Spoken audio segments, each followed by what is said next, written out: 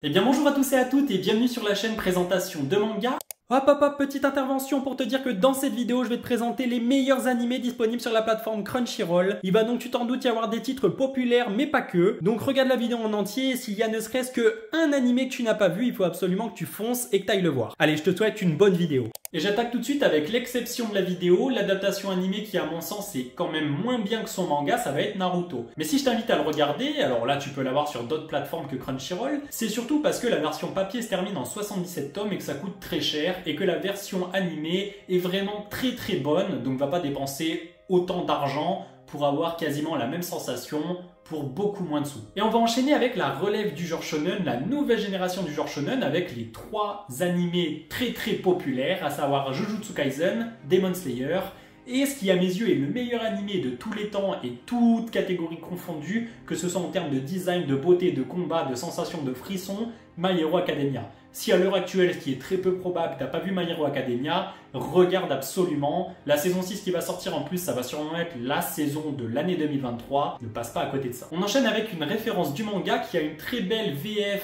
faite par Orelsan et il s'agit de One Punch Man. Ça a révolutionné le shonen avec un héros dès le début hyper puissant, le plus puissant du monde, beaucoup d'humour. Vraiment, faut que tu regardes absolument One Punch Man. On enchaîne avec 3 isekai, donc 3 réincarnations dans un autre monde. Il va d'abord y avoir moi quand je me réincarne en slime qui a des designs absolument incroyables, d'accord, l'adaptation est trop belle. Ensuite, il y a quelque chose qui est quasiment une copie conforme, ça va être So I'm Spider, So What. Donc voilà, si tu aimes moi quand je me réincarne en slime, tu vas forcément aimer So I'm Spider, So What, qui est en fait à mes yeux un petit peu la même chose, enfin c'est même pas à mes yeux, c'est vraiment quasiment tout la même chose, sauf qu'il y en a un il se réincarne en slime et il évolue, l'autre il se réincarne en araignée et il évolue, donc voilà. Et le dernier isekai, là ça va pas être une réincarnation en bête, ça va être une réincarnation en humain avec The Rising of the Shield Hero, qui est très bon, même si à mon sens dans la liste des animés que je te dis là actuellement, il est un petit peu en dessous. Une autre adaptation d'ailleurs qui est un petit peu en dessous mais que je mets quand même dans cette vidéo, c'est Platinum End. C'est une très bonne histoire, un très bon manga, c'est d'ailleurs fait par le créateur de Death Note, mais bon c'est vrai qu'à mes yeux ça arrive pas à la cheville de tous les autres titres que je te cite dans la vidéo. On enchaîne avec 2 très gros piliers que tu as forcément vus, mais si tu les as pas vus, il faut absolument les voir. Tout d'abord l'Attaque des Titans, voilà, à l'heure actuelle je pense que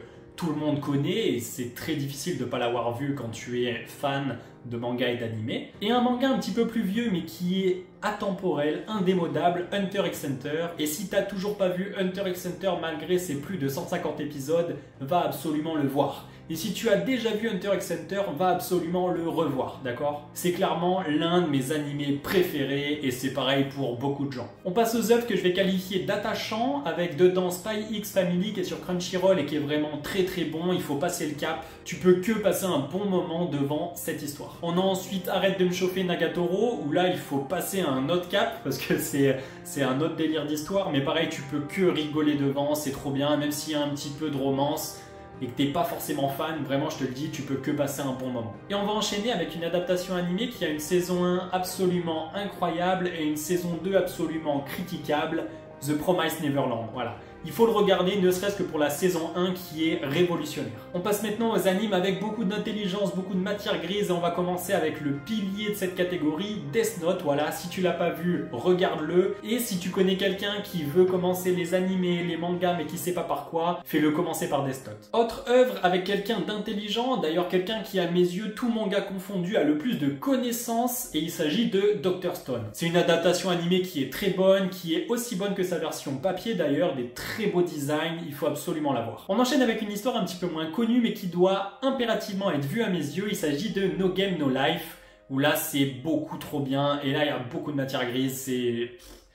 Si t'aimes les mangas avec beaucoup de confrontations intellectuelles, là tu vas être servi. Et on va finir avec l'animé que je suis en train de regarder en ce moment, j'ai quasiment fini la saison 2, il s'agit de Classroom of the Elite. Classroom of the Elite, alors là pour le coup je l'ai mis parce que je sais que tu vas passer un bon moment. Nouvelle catégorie, catégorie sportif, et non tu n'es pas obligé de pratiquer ou de regarder du foot, du basket ou du volley pour apprécier ces œuvres. Et on va commencer avec Kuroko no Basket qui est à voir tout simplement parce que les développements de personnages sont incroyables, le design est trop beau, l'histoire est trop bien, il faut absolument le voir. On va maintenant enchaîner avec les 2 animes de foot disponibles sur Crunchyroll avec Awachi qui est vraiment très bon et son compère Blue Lock qui à l'heure actuelle est considéré considéré comme le meilleur manga anime de foot. Et on va finir avec IQ, où là ça nous parle de volley, et même si t'es pas très réceptif à ça comme moi, et ben j'ai passé un moment incroyable, c'est trop bien, tout est trop bien là-dedans. Il faut que tu regardes IQ. On va enchaîner avec 3 animes qui sont un petit peu moins connus mais qui sont incontournables également. Et on va commencer avec Parasite qui a révolutionné le manga et qui est la base de beaucoup d'autres histoires. Il y aura ensuite un des mangas que j'ai vu il y a quelques années mais qui a été un coup de cœur. Je l'ai regardé au moins 3 ou 4 fois. Il s'agit de Hamatora. Si tu connais pas, il faut absolument que tu le regardes. C'est beaucoup trop bien. Et on va finir avec l'animé qui est ma révélation de 2022. Même s'il date pas de 2022, moi je l'ai vu que cette année. Il s'agit de Bakuman. Voilà, c'est beaucoup trop bien. Ça nous parle de mangaka, de personnes qui veulent devenir mangaka, comment ils font, comment... C'est trop bien. Et si tu l'as pas vu, il faut vraiment le voir. Comme d'ailleurs tous les mangas que je t'ai dit dans cette vidéo, il faut tous les voir. J'espère que la vidéo t'a plu, n'hésite pas à liker, t'abonner, mets-moi en commentaire un incontournable que j'ai pas cité durant la vidéo et que je dois absolument voir. Et en attendant, je te dis à la semaine prochaine, let's fucking go.